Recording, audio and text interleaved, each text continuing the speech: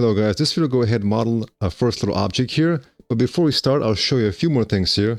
First of all, if you press the F key, that shows you all the Plasticity's commands. If you notice here we have the hotkeys. Whenever it's green here, that means that it's a custom hotkey. So I don't use that many custom hotkeys, guys, but let me show you which ones I do use.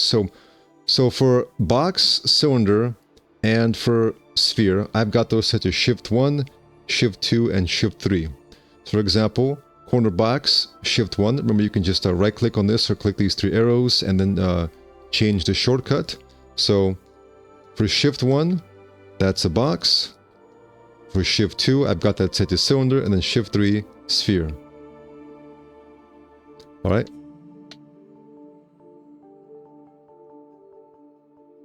So if you want to copy that, you just, you can, like, for example, type in SY, cylinder, and then give it a custom hotkey. Alright, freestyle mirror, that's Control X, that's something for a future video. Invert selection, Control I. Isolate, Alt Q, same as in 3ds Max, so I like to have like similar hotkeys as in 3ds Max.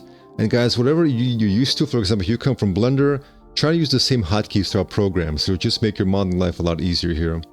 Alright, so then let's see here. Tab, set to viewport focus. Now in 3ds Max I use Z, but I can't really use Z here because Z defines an axis. So I just gotta set to tab. And then F4 for viewport, toggle edges. So essentially, for those two, if I have a box here, if I press F4, it will turn the edges on and off.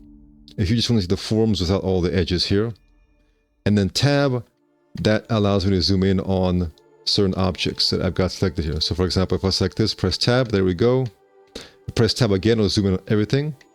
Select this, tab. Alright. When you are rotating, guys, let's cover rotation real quick. So that's R. You can then press X, Y, or Z. Alright. Now, if I select this face and I rotate it, and I press X, notice how it's rotating using the center of the selection as the axis.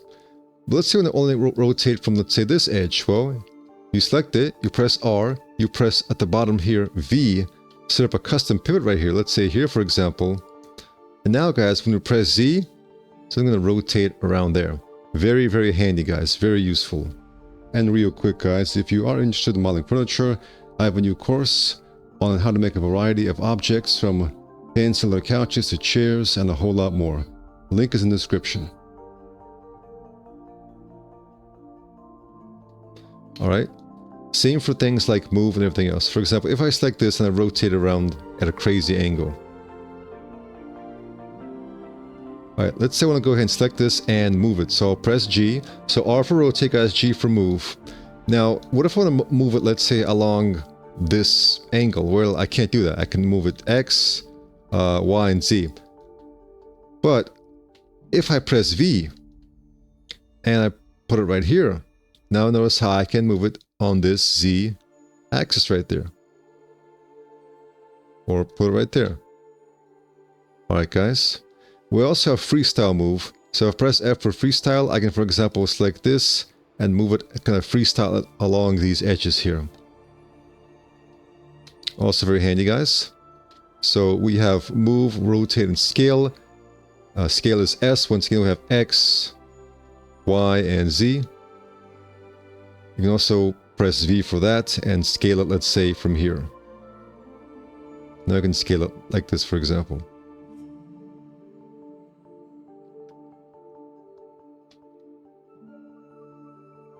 So I can scale it from this face, for example.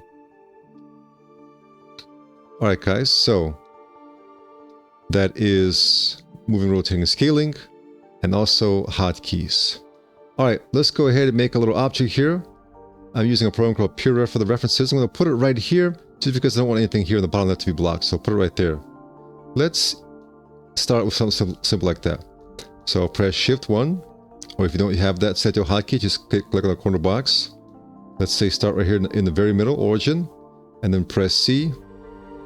Well, you don't have to press C, guys. We can always just apply symmetry later on, mirror later on. All right.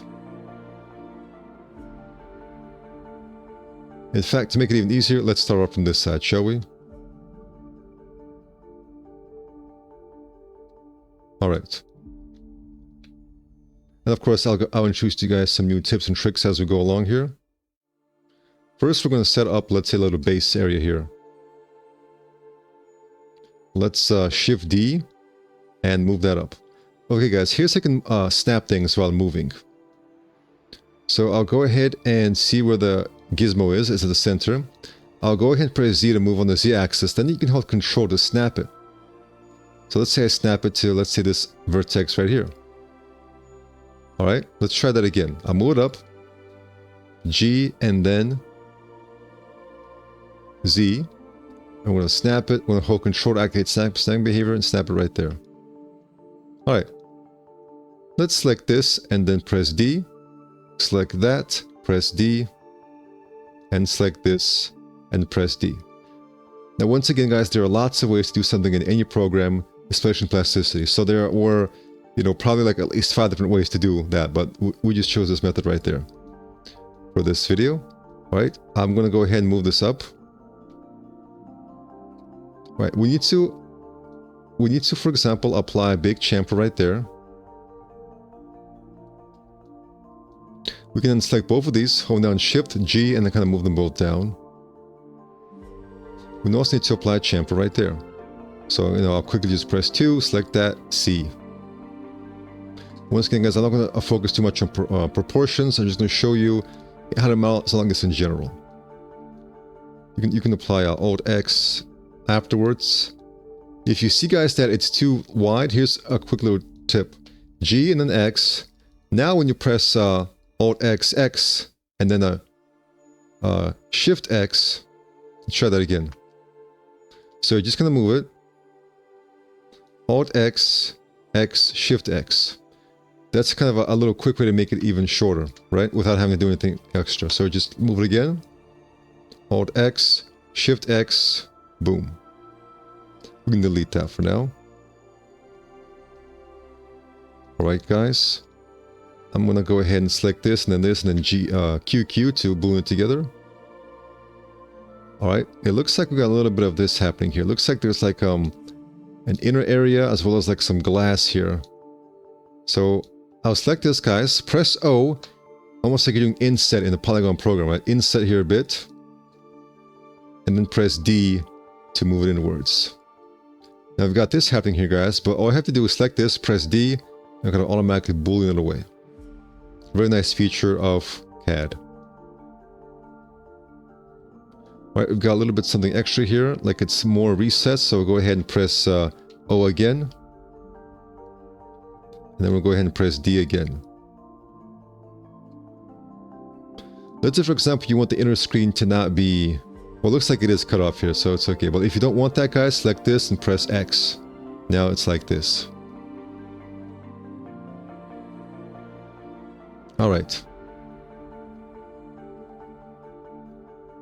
So we kind of got like this dark area here. Let's select this, guys. Let's select this face, and then we'll press Shift D to clone it out. We now have a separate object here that we can select like this, for example. We can select it in the face level, and then press E to extrude it out to give it actual thickness. Let's activate one of these materials, matte caps. Let's press M for materials or for a quick color. And let's give it some sort of tan color here.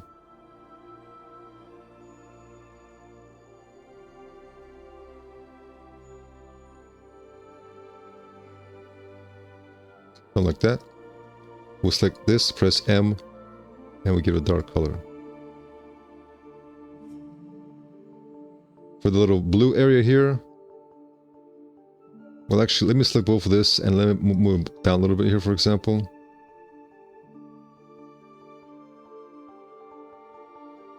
We can delete this at that point because the extrusion came from that object. Right, this object came from that object. Although once you extrude it, it's like a little extra object here, so we can delete that. Let's create a little screen area here. So it's like this. And we'll go ahead. Actually, here's another faster way. E for extrusion. And then it will start to, D for to start to extrude it. And then B, guys, for new object. Control and snap it right there. And just like that, guys, you have a new object here. So this is a really cool feature, guys. Select the face. E for extrude. D to move it out. B for a new object. And we have a new object just like that, guys. Very nifty, very handy. Press M on that and give it a dark blue.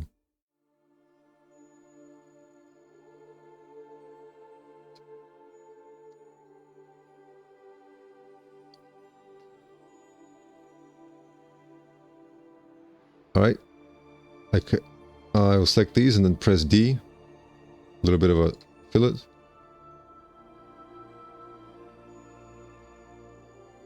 Alright, guys. Sometimes you want a certain material here that will be represented better when you actually render it as glass.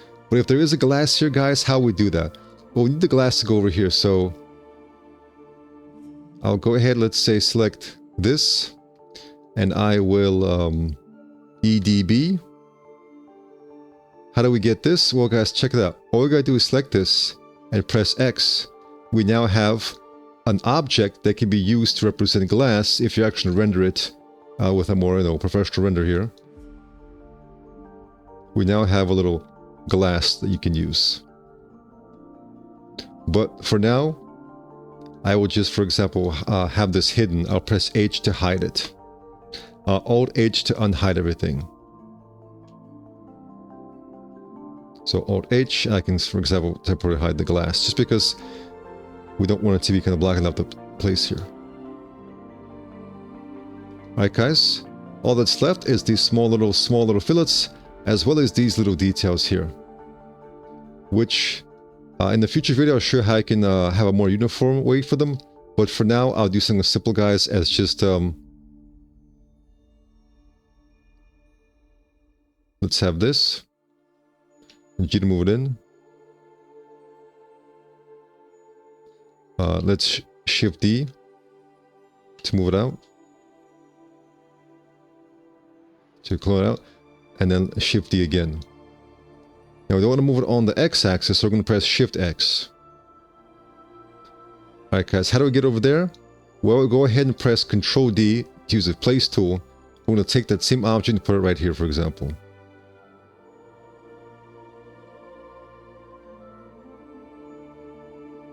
Select this, hold down Shift, guys. Okay, select this, hold down Shift to add to the selection. Q2, Boolean away. Alright, guys, we can go ahead and fill it one at a time, or we can go ahead and hold Shift to add to this, to selection. Actually, we may need to fill it this a larger fillet here. Let's fill it out first to get a larger fillet. Then we'll go ahead and hold Alt and Shift to select this as well.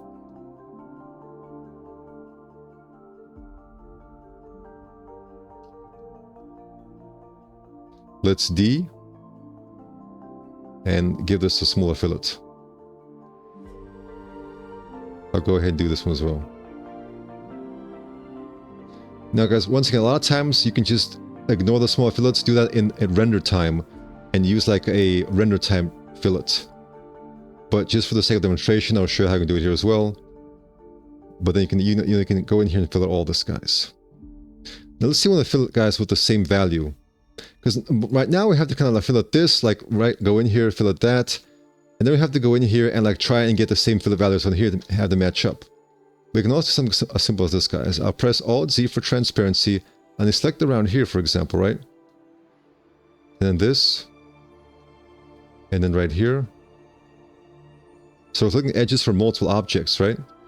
And then when we press D, guys, it's going to have all the same fillet, which means both this inner object and the outer object have the same fillets. It's going to match up. Now, another cool thing you can do, guys, is you can have it match a fillet. So, for example, if I create a box, let's say I select this and I press D to get a fillet like that. Let's say I select this edge and I press D. All I have to do, guys, is left click on this one. As you can see, it matches up. So I'm going to go ahead and select this, press D, left click. I'm not right clicking yet. It's not confirmed. Now I simply select the surface. Watch what happens. All right. Another way to get things to match up, guys.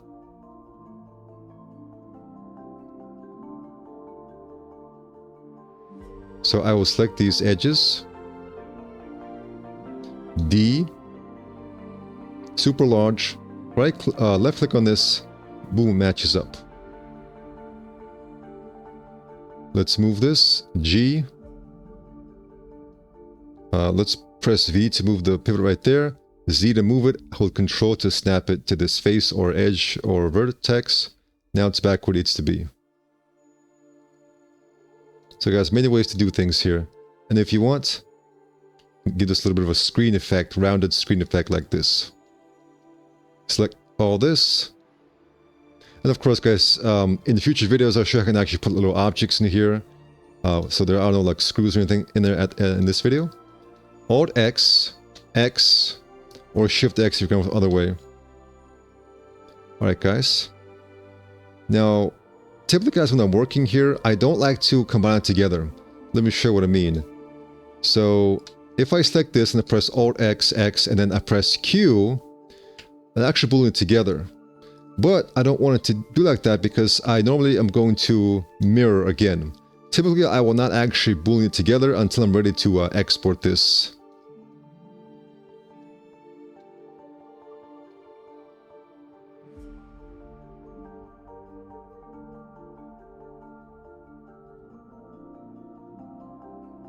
Alright guys, that is our little object here. Thank you guys for watching. Take care.